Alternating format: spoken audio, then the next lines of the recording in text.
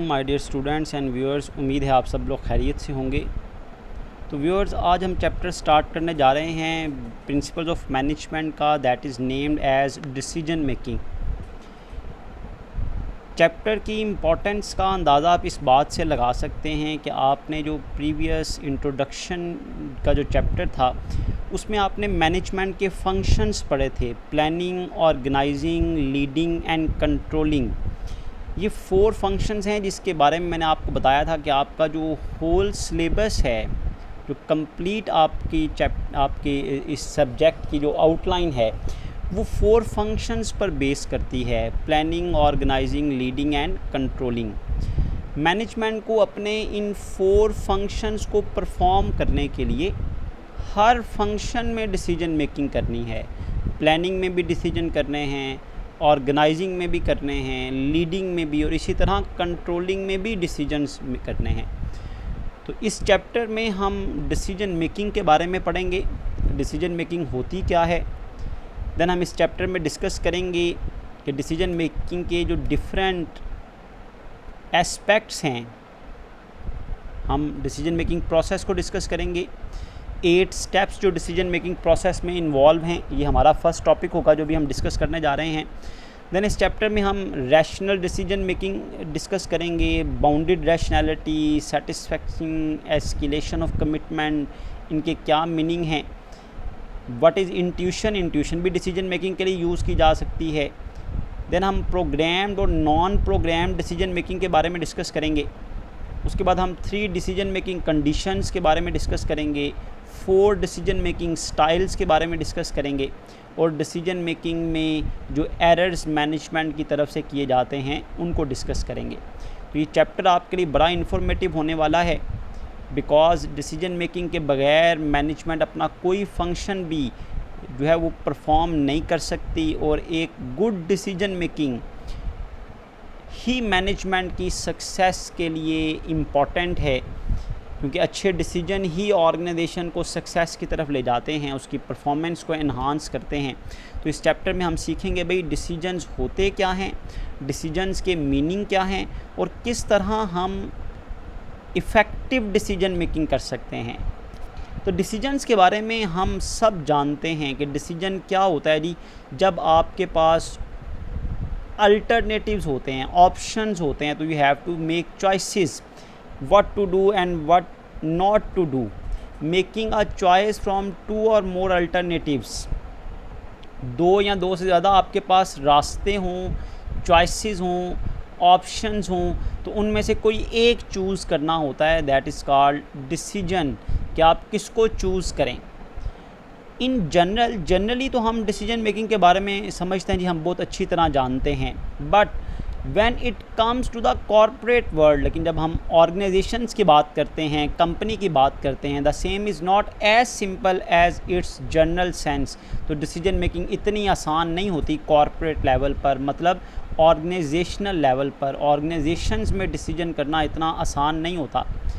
According to the corporate's definition, the decision making is the way to help managers as well as other business persons to solve many issues by checking the alternative choices available with them।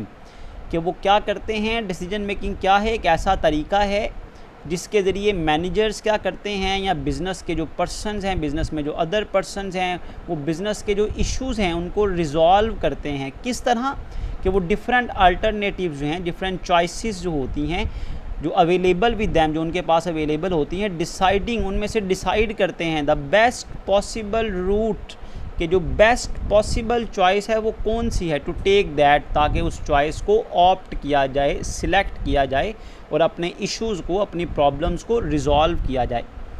It is about using the systematic approach. Systematic approach का मतलब ये है कि decision making में क्या शामिल है, एक स्टेप बाय स्टेप प्रोसेस है। एक ऐसा नहीं कि जिसने भी चाहा डिसीजन मेकिंग कर ली, एक तरीक़ाकार है, एक ख़ास मेथडोलॉजी है, सिस्टमेटिक अप्रोच है, in the most effective manner in order to be informed and thoughtful decision, ताकि आप अच्छे समझदार फ़ैसले करें। That creates a positive impact, जिसकी वजह से ऑर्गेनाइजेशन पर अच्छा इम्पैक्ट करे, पॉजिटिव इम्पैक्ट पड़े।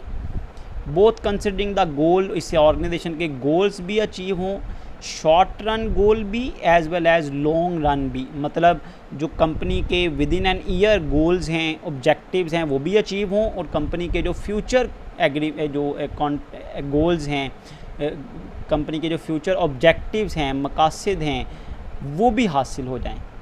तो ये एक सिस्टमेटिक अप्रोच का नाम है डिसीजन मेकिंग। ये एक जनरल वर्ड से ज़रा डिफरेंट है।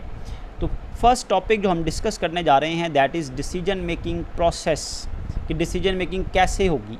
तो डिसीजन के बारे में आई थिंक अब आपको क्लियर हो चुका है कि डिसीजन का मतलब है चॉइसेस में से सिलेक्ट करना, कि बेस्ट चॉइस कौन सी है उसको सिलेक्ट करना। तो इससे पहले कि हम डिसीजन मेकिंग प्रोसेस के बारे में पढ़ें, मैं आपको बताना ही चाहता था, जैसा कि मैंने पहले शुरू में बताया, कि आपका जो होल सब्जेक्ट है वो मैनेजमेंट के 4 फंक्शन पर डिपेंड करता है, planning, organising, leading and controlling. तो मैनेजमेंट को अपने ये चारों फंक्शंस परफॉर्म करने के लिए डिसीजन करने पड़ते हैं हर स्टेज पर। For example at planning stage आपको डिसीजन क्या करना है, what are the organisations long term objectives, इसके बारे में फ़ैसले करने हैं। What strategies will best achieve those objective, कौन सा लाहे अमल अपनाया जाए जिससे ऑर्गेनाइजेशन के ऑब्जेक्टिव्स अचीव हों।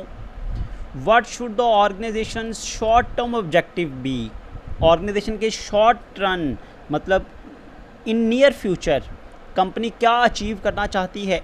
और फिर ये फ़ैसला करना हो difficult should individual goal be, कि आपने जो इंडिविजुअल्स को, ऑर्गेनाइजेशन के एम्प्लॉयज़ को जो गोल असाइन करने हैं, जो टास्क उनके ज़िम्मे लगाने हैं, वो कितने डिफ़िकल्ट होने चाहिए, उनका डिफ़िकल्टी लेवल क्या होना चाहिए। तो ये सारे डिसीजंस प्लानिंग स्टेज पर करने पड़ेंगे। इसी तरह ऑर्गेनाइजिंग स्टेज पर जब आप मैनेजमेंट का फंक्शन परफॉर्म करेंगे, you have to make decision about how many employees should I have report directly to me, कितने एम्प्लॉयज़ हैं जो मुझे रिपोर्ट दिया करें डेली बेसिस पर। अब आपके हंड्रेड्स ऑफ एम्प्लॉयज़ हो सकते हैं, आप सबसे रिपोर्ट तो नहीं आप ले सकते, तो आपको ये फ़ैसला करना है कि कितने एम्प्लॉयज़ से मैं रोज़ की रिपोर्ट लिया करूँगा। फिर ये फ़ैसला करना है how much centralisation should there be in the organisation, organisation में किस हद तक सेंट्रलाइजेशन होगी। सेंट्रलाइजेशन कहते हैं जहाँ पर फैसला किया जाता है और बाकी सबको उस पर अमल करना होता है। तो सेंट्रलाइजेशन किस हद तक होगी, मतलब हुक्म किस हद तक चलाए जाएंगे, ऑर्डर किस हद तक चलाए जाएंगे, या सब अपनी मर्ज़ी करेंगे। How should jobs be design, आपने ये फ़ैसला करना है कि मेरे जो एम्प्लॉयज़ हैं, मैं मैनेजर हूँ, मेरे जो अंडर जितने लोग हैं उन्हें क्या क्या काम करना है, कौन किस जॉब पर काम करेगा, किसकी क्या ड्यूटीज़ होंगी। तो as a manager you have to decide, you have to appoint, और अपॉइंटमेंट के बाद आपने उनको जॉब्स असाइन करनी है कि आपने ये टास्क डे एंड नाइट, मतलब आपने अपनी शिफ्ट में परफॉर्म करना है। फिर ये फैसला when should the organisation implement a different structure, organisation के डिफरेंट स्ट्रक्चर हो सकते हैं, ये हम इंशाल्लाह ताला ऑर्गेनाइजिंग के चैप्टर में जाकर पढ़ेंगे। तो स्ट्रक्चर के हवाले से फ़ैसले जो हैं ये भी करने पड़ते हैं मैनेजर्स को।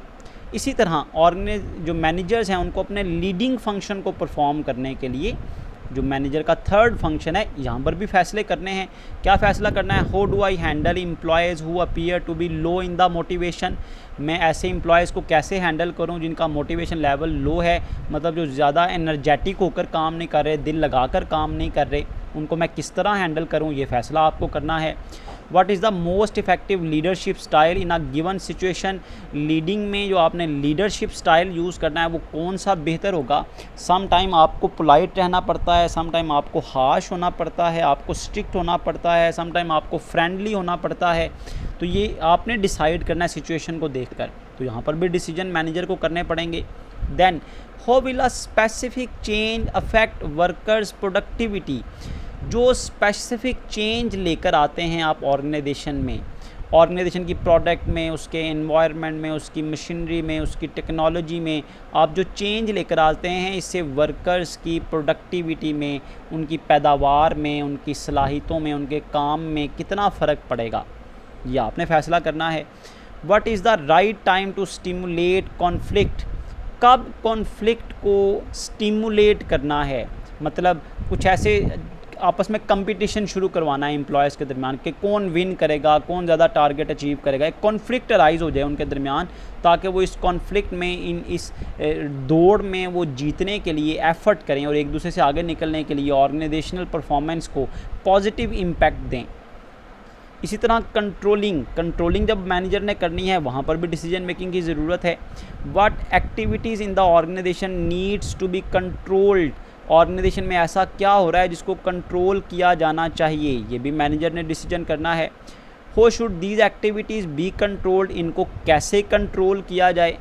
What is performance deviation significant, performance को कौन सही तरह परफॉर्म नहीं कर रहा, मतलब किसकी परफॉर्मेंस पुअर है, कौन टारगेट से डेविएट कर रहा है, मुनहरिफ हो रहा है। सिग्निफिकेंट, कौन ज़्यादा हो रहा है, कौन कम हो रहा है, कितनी परफॉर्मेंस डेविएशन सिग्निफिकेंट है, मतलब आपको जो टारगेट दिया गया है उससे अगर आप डेविएट करते हैं तो किस हद तक आपकी डेविएशन अहम होगी, कंसिडरेबल होगी, सिग्निफिकेंट होगी। इसके बारे में डिसीजन मैनेजमेंट ने करना है कि जो फॉर एग्जांपल आप इसको ले लें कि आप 2 छुट्टियां जो है वो अलो करते हैं ये 1 महीने में, आप समझते हैं 2 से ज़्यादा छुट्टियां जो है ना वो सिग्निफिकेंट हैं, बहुत अहम हैं। इससे ज़्यादा छुट्टियां करना परफॉर्मेंस को बुरी तरह इम्पैक्ट कर सकता है, ऑर्गेनाइजेशन पर इसका बुरा असर हो सकता है।